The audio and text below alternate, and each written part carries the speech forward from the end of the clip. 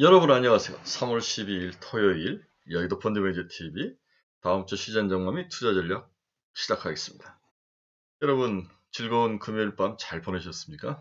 네, 저는 뭐 습관처럼 토요일 아침에 일찍 일어나서 미국 시장을 또 봤습니다. 이놈의 습관은 참 편히 좀 잠 좀 자려고 그랬는데 뭐 초반에 자기 전에는 가격이 주가가 지수가 많이 오르는 것을 보고 잤는데 자고 일어났더니 또 떡락을 하고 있는 그런 안타까운 상황이 벌어졌습니다. 그래서 한 4시 반부터 뭐 뒤척뒤척 하면서 이것저것 분석을 좀 해봤는데 그냥 오늘 그냥 못 이긴 척하고 유튜브를 올리지 않으려고 그랬는데 또 여러분 중에서 또 주말에 공부하신 분들이 계시고 또 뭔가 제 목소리를 들어야 편안함을 느끼신 분들도 있을 것 같아서 제가 간단하게 만들어 봤습니다. 네, 선거가 잘 끝나고 모든 사람들이 승자와 패배자가 또 자기 자신의 기쁨과 또 고통을 서로 사귀고 또 마음을 다스리는 그런 기간이 이번 주말이지 않을까 그런 생각이 듭니다. 우리 40대, 50대 아저씨들은 굉장히 좀 마음에 상처가 있는 분들이 많으신 것 같아요.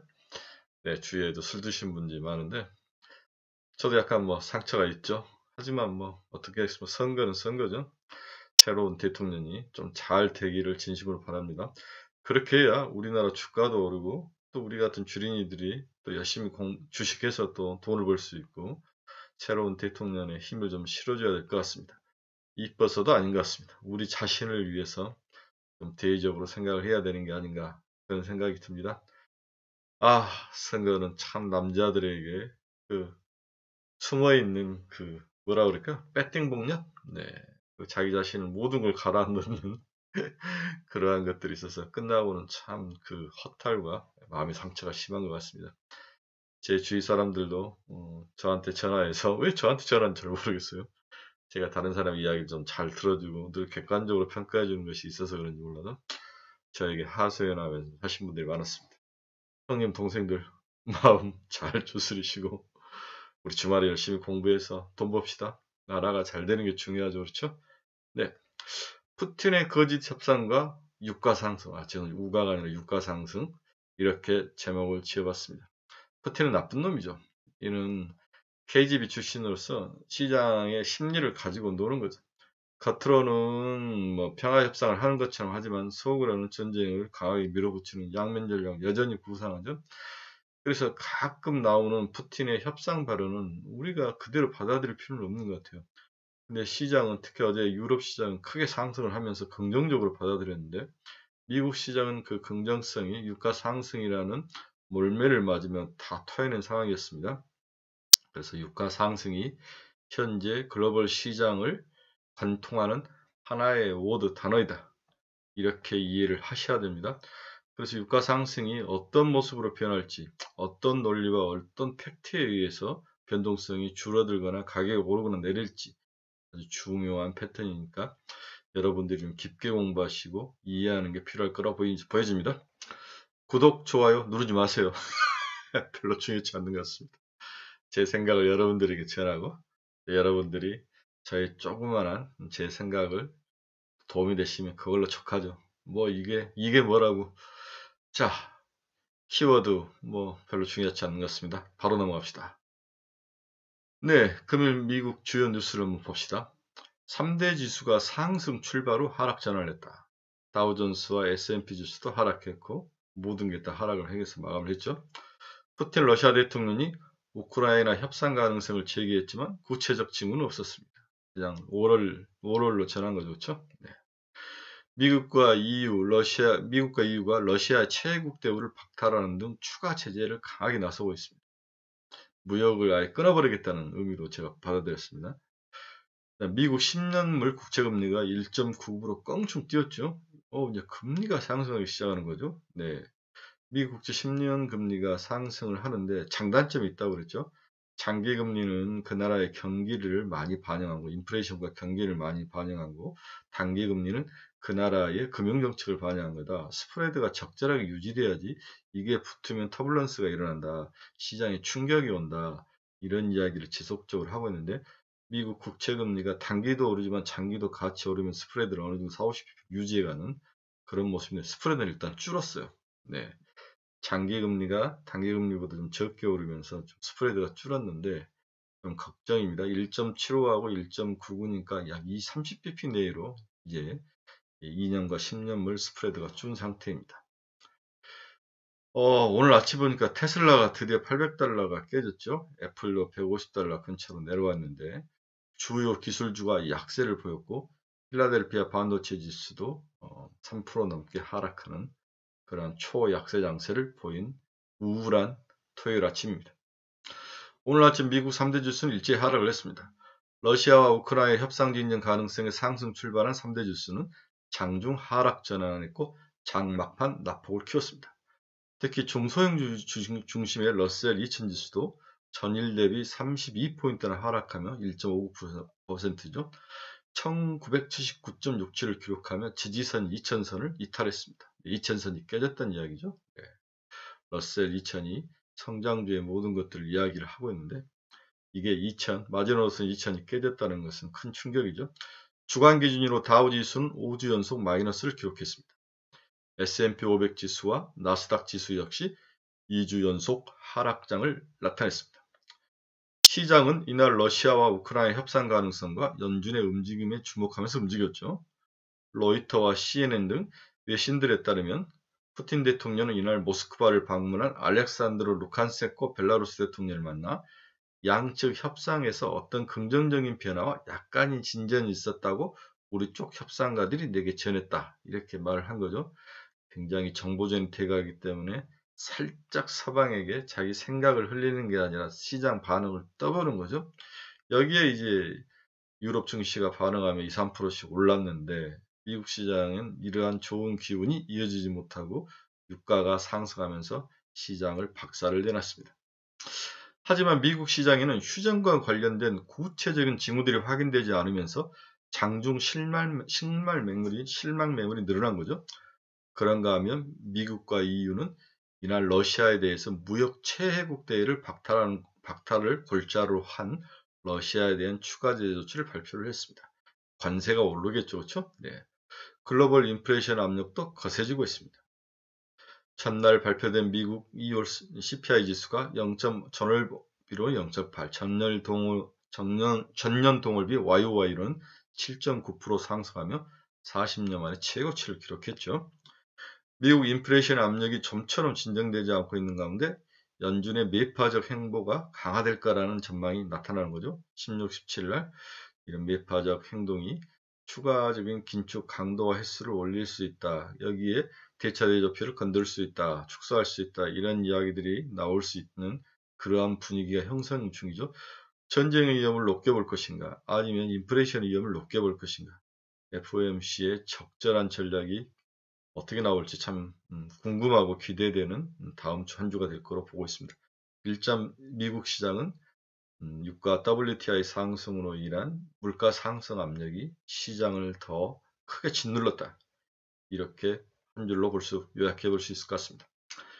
미국 유가를 봅시다. 110달러를 딱 찍었네요. 그렇죠? 네, 3.34% 상승해서 3.34달러 상승해서 WTI 기준으로 110달러를 찍었습니다.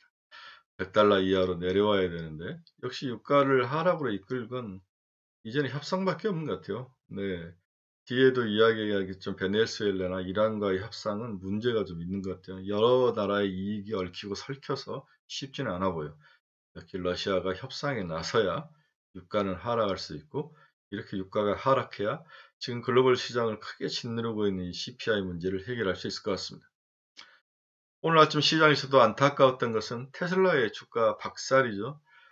우리의 시대정신인 테슬라가 이미 꺾였다는 것을 인정을 해야 되는데 이제 그 마지노선인 800달러도 무너졌다는 사실이죠. 795.3억 달러. 네. 800달러가 무너졌습니다. 우리의 가슴도 무너지고 많은 것들이 무너진 그런 아침이었습니다. 좀 걱정이 큽니다. 다음 주 시장 전망을 한번 해보도록 하겠습니다. 여러 원인 중에서 저는 러시아 디폴트 문제들이 가장 관심사로 떠오르고 있는데 한번 알아봅시다. 러시아의 외환 보유액은 2022년 1월 기준으로 6,300억 달러로 세계 4위 규모입니다. 많이 가지고 있네요. 문제는 미국을 비롯한 주요 이자국에 예치된 러시아 중앙은행에 의한 보유계획의 접근을 차단하면서 문제가 발생한 거죠. 돈을 예치해놨는데 그 돈을 뺄 수 없는, 이용할 수 없는 그런 구조적인 경제 제재가 문제의 핵심이라고 볼 수 있습니다. 중국에 위치한 위안화가 좀 있죠. 위안화를 고려시 사실상 러시아가 과용할 수 있는 외환은 금, 전체 외환 보유의 6,300달러의 21.7%인 금이 유일하게 팔아서 주든지 금을 직접 갖다 주든지 자기들이 직접 컨트롤할 수 있는 것은 금하고 중국에 예치된 위안화 이 두 가지라는 거죠. 그렇죠? 1월 말 기준으로 예치 지역이 그대로 있다고 가정한다면 금 보유 가치는 1267억 달러 수준이라는 거죠. 그렇죠. 약 20%니까. 러시아의 유동 외채가 잔존만기 1년 이하 외채를 유동 외채라고 그러는데 2021년 3분기 말 기준으로 782억 달러로 외환 보유 가용액보다는 작은 것은 사실이죠. 네. 금만 팔아도 1267억 달러인데 돌아오는 외환 1년 이하에 갚아야 될 부채는 782억 달러니까 작습니다. 하지만 이 금을 다 팔 수 있겠습니까? 이 금을 다 팔면 이 나라 박살나는 거거든요. 정말 죽는 거죠. 그렇죠? 차라리 디폴트를 내는 게 낫지. 네. 러시아는 이 금을 팔지 않을 겁니다. 여기까지만 본다면 숫자적으로는 채무 상환에 문제는 없습니다. 근데 이렇게 계산하면 늘 문제가 발생해요. 모든 것들을 쉬프트를 비롯해서 모든 걸 다 막아버렸는데 현금을 마련할 방법은 불가능해. 임파서블이에요. 실질적으로는 디폴트가 날 수 있다고 봐야 돼요. 러시아가 6천억 달러를 예치하는 걸 보면 중국의 3,220억 달러, 뭐 이렇게 일본, 스위스를 러시아 자체적으로 가지고 있는 거, 인도 막 이렇게 예치를 해놨는데 중국과 일본 것은 좀 뭐 괜찮을 수 있다는 생각은 드네요. 아, 일본도, 일본은 안 되죠. 당연히. 중국 건 괜찮을 수 있고, 자체 거, 이렇게 보일 수 있는데. 자, 이게 그게 아니군요. 최근 외환 보유의 각 국가별 기준액이네요. 그쵸? 네, 중국이 3.2조 달러, 일본이 1.3조 달러, 스위스가 1.1조 달러, 뭐 이렇게 가지고 있는데, 러시아가 6,300억 달러를 들고 있다. 한국은 4,620억 달러. 이 그래프는 각국의 달러 보유액을 말하는 거고, 여기가 이제 어떻게 예치가 됐느냐, 러시아의 6,300억 달러가 어떻게 예치가 됐느냐, 금이 21.7%, 다음에 중국 위안화가 13.8%, 프랑, 유로로 12.2%가 되는 거죠. 일본 엔화가 10% 이런 식으로 돼 있다. 이렇게 볼 수 있는 거죠. 단기 외채, 발행 당시 1년 만기 이하 외채하고 유동 외채, 잔존이 1년 만기 이하인 외채를 유동 외채라고, 발행 당시에 단기 외채를 1년 만기 이하를 단기 외채라고, 이 두 개 합친 게 이 정도라는 거죠. 780억 달러. 이게 1년 이하에, 올해 1년 이하에 돌아오는 부채의 주요 내용입니다. 780억 달러. 이 780억 달러를 어떻게 해결할 수 있느냐가 핵심이죠. 마우는 이제 애널리스트 리포트에서는 러시아의 디폴트 전염 가능성은 낮아 보인다고 이야기를 하고 있습니다. 전염 가능성이 타 국가로 전염 가능성을 이야기하는데, 국가별로는 이탈리아, 미국, 프랑스의 직접 외환 노출액이 가장 큰 편이다. 익스포저 위험이 가장 큰 편이다. 은행의 전체 해액 익스포저 대비 비율은 이탈리아가 2.6%, 오스트리아가 1.6%, 글로벌 전체 0.3%에 불과하다. 그러니까 이탈리아가 러시아 채권을 제일 많이 들고 있는 거죠. 그 다음에 미국이 들고 있고, 그 다음에 프랑스가 들고 있는 외화 익스포저, 즉 외화록스, 러시아 루블라를 가지고 있는 그 채권에 대한 리스크죠. 네, 이렇게 이탈리아가 제일 많고 미국, 프랑스 순으로 돼 있다는 거죠. 그렇죠? 그런데 전체적으로 글로벌 전체적으로는 러시아 외화 표시 채권이 0.3%에 불과하다는 거죠. 이 정도면 굉장히 작은데 이게 문제적인 것은 이제 글로벌 선진국에 주로 몰려 있는 거고 유럽 쪽에 몰려 있다는 거죠. 그렇죠? 네. 이탈리아는 전체 자기 나라의 대외 익스포저 중에서 2.6%로 제일 큰 문제고 오스트리아가 1.6% 이렇게 되는 것들이 이제 문제가 발생할 수 있습니다. 2.6%면 그렇게 뭐 작지도 않을 수 있을 것 같아요. 네, 뭐 클 수 있죠. 네. 다행스러운 것은 2013년에 크림반도 합병 이후에 제재가 가해지면서 러시아가 외화 채권 발행을 많이 못했죠. 그러면서 커지지 않았던 게 그나마 다행입니다. 익스포저가 작았다는 거죠. 표현된 리스크가. 그 과정에서 러시아는 달러 익스포저를 줄이는 한편 유로, 루블, 위안화 등으로 이제 분산시켰다는 거죠. 그나마 이게 다행입니다. 그나마 다행이죠. 그렇죠? 그래도 만약에 러시아의 위험이 타 국가에 전염이 된다면 위험 국가는 어떤 성격을 가지고 있는 국가가 해당될 거냐. 첫째, 이미 단기 외채 비중이 높고 최근 국채금리가 급등, 최근 기준으로 200bp, 약 2%가 이상 올라가고 통화 가치가 급락한다. 1년간 10% 내로 자국 통화가 급락된 곳.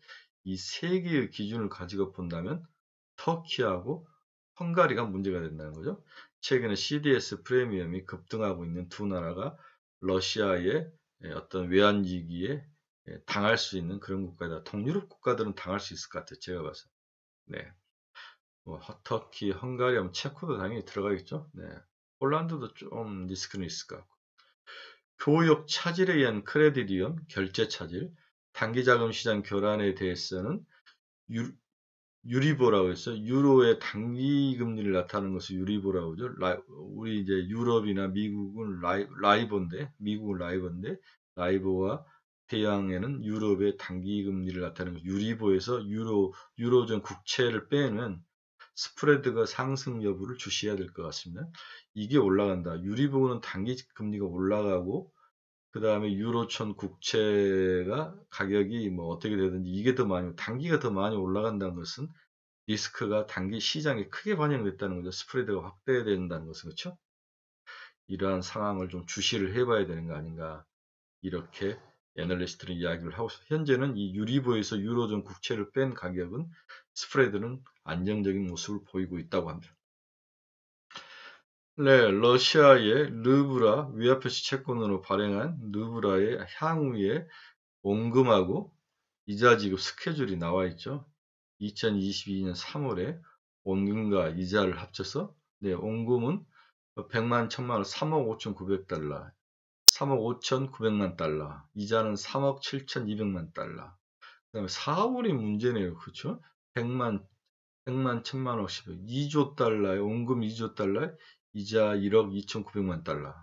원금 2조 달러를 갚아야 되네요. 4월이 큰 위기로 다가옵니다. 7월은 뭐 대부분 자유국되니까 문제가 없고 4월이 가장 큰 위기다. 3월, 4월이 이렇게 보여집니다. 그렇죠? 최근에 이제 르브라를 보면 이렇게 약세로 해서 르브라가 평가절하되어 있는 상태를 보이고 있습니다. 앞에서 다양한 국가들의 CDS 프리미엄을 말하는 5년짜리 미국 국채 대비 그 나라들이 발행한 위화표시 채권, 위화표시 국채, 우리 같은 외국한 평형기금과 똑같은 여기에 붙은 프리미엄을 말하는데 이 나라들이 어떻게 되는가 보는데 이 헝가리가 좀 굉장히 많이 올라오네. 헝가리. 그 다음에 여기가 이제 터키죠. 네, 터키, 칠레, 뭐 폴란드 이런 나라들이 좀 리스크가 있는 나라처럼 보입니다.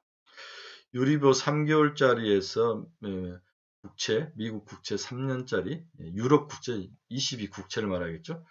유리보 3개월짜리 단기금리에서 유로 국채 3개월짜리를 뺀 스프레드가 최근에 이런 모습을 보이는데 아직까지는 안정적이죠. 그렇죠? 네.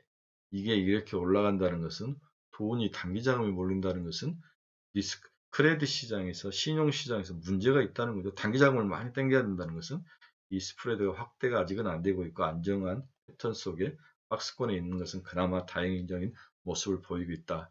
즉 아직까지는 전념이 타 국가로 이전되지는 않다. 하지만 막상 디폴트가 나면 글로벌 시장은 책찍과 같아요. 앞쪽에서는 살짝의 파동이지만 책찍 끝쪽에서는 큰 파동이 일어나잖아요. 이러한 원리가 국제 시장에서 항상 적용이 된다는 것을 꼭 기억을 하셔야 됩니다. 자, 그러면 다음 우리의 관심은 16, 17일 날 있을 미국 FOMC 시장에 대한 전망이죠. 수개월 전처럼 중고차 가격의 급등이 재현될 가능성은 일단 낮아지고 있습니다. 자동차 판매가 2월 중 연 1350만 대로 주춤했으나 중고차 시장으로 막 쏠리는 것은 좀 적었죠. 2월 중고차 가격 지수는 전월 대비 2.1% 하락을 했습니다. 또 2월 중고차 물가 지수도 0.2% 하락을 했습니다. 문제는 이제 주거비에서 나타나는데 주거비는 주택가격의 시차를 두고 상승 압력을 가시화되고 있는 상황인데 먼저 주택가격이 주거비가 오르면 그 다음에 주택가격이 오르죠. 그렇죠? 네.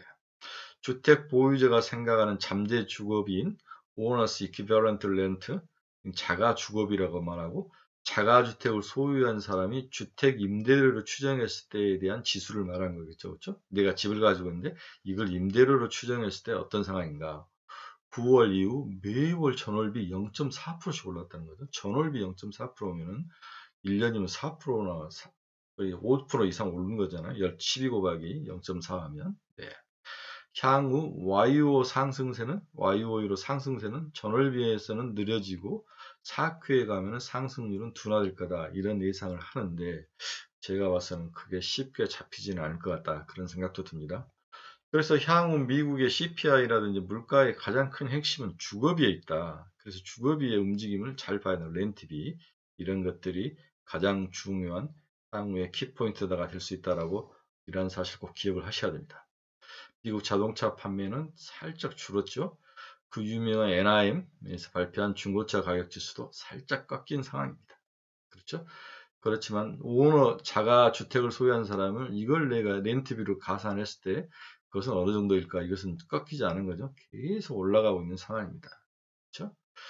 예, 이러한 것들이 향후에 미국 시장에서 어떻게 풀릴 건지, 이것은 이제 미국이 그동안 사람들이 코비드 때문에 움직이지 못하면서 건설을 많이 못한 거죠. 많은 그 오피스텔이나 집들을 지어줘야 되는데 이런 것들이 주춤하면서 문제가 발생하고, 리오픈이 되면서 사람들이 이제 움직임이 있고 일하러 나가고 도시로 다시 나가면서 다시 이제 오피스텔이나 집이 부족한 상황이 되는 거죠. 그럼 당연히 주택 렌트비가 오르고, 렌트비는 여러분이 아시다시피 우리 삶 속에서 우리 수입에 가장 많은 지출이 나가지 않습니까? 그렇죠?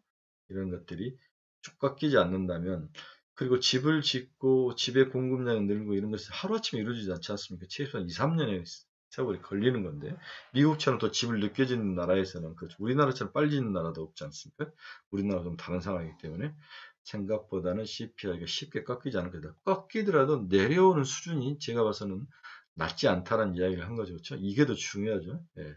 중간 수준의 인플레이션이 지속될 경우 미국 FOMC는 금리 인상 중단을 쉽게 멈추지 못할 것이다. 이게 우리들이 생각하는 가장 큰 고민 중에 하나입니다. 16, 17일 날 있을 미국 시장에서 이번에는 또 점도표를 바꾸죠. 12월 달에 점도표를 바꿨는데 3월에 점도표를 바꿉니다.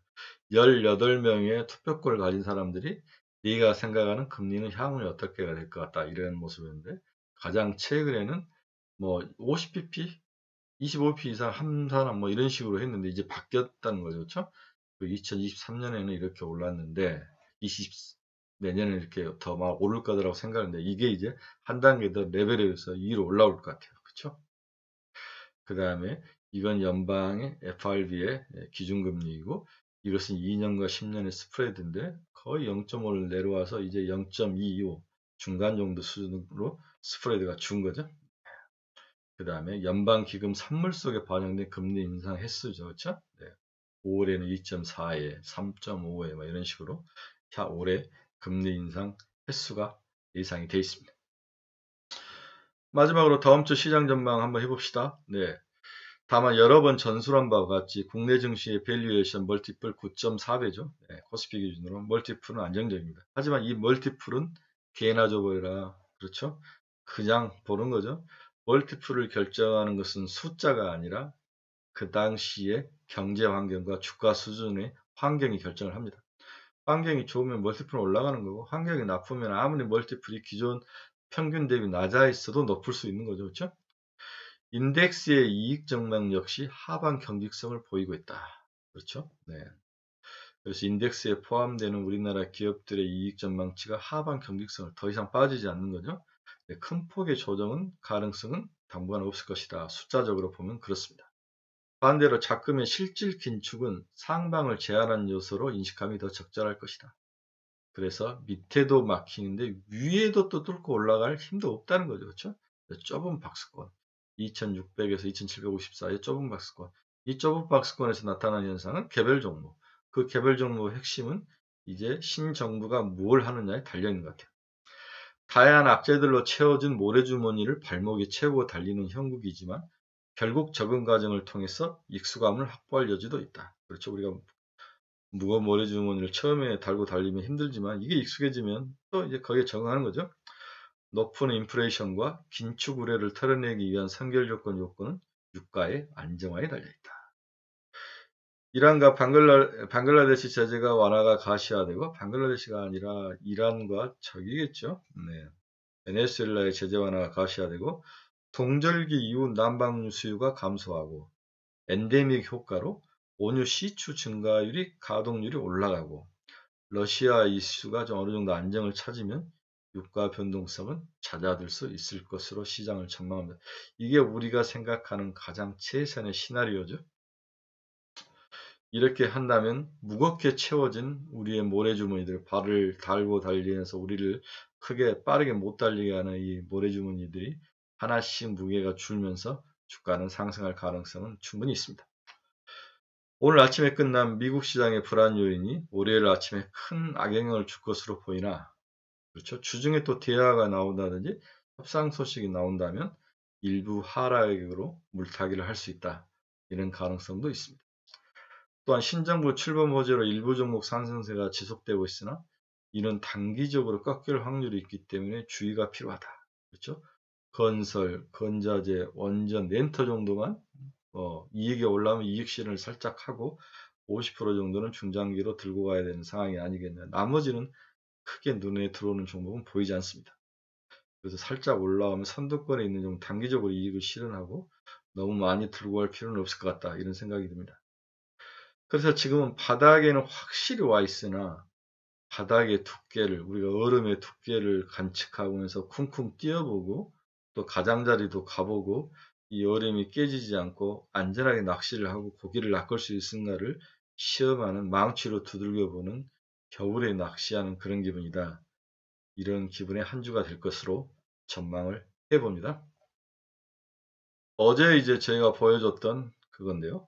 살만한 종목들, 인터넷 플랫폼, 건설, 원자력, 그리고 리오픈의 수혜주인 주류, 외식, 레저, 이 정도인데, 이것도 이미 이제 시장에 빠르게 반영이 돼서 추가적으로 급등할 가능성은 거의 남아있지 않는 것 같아요.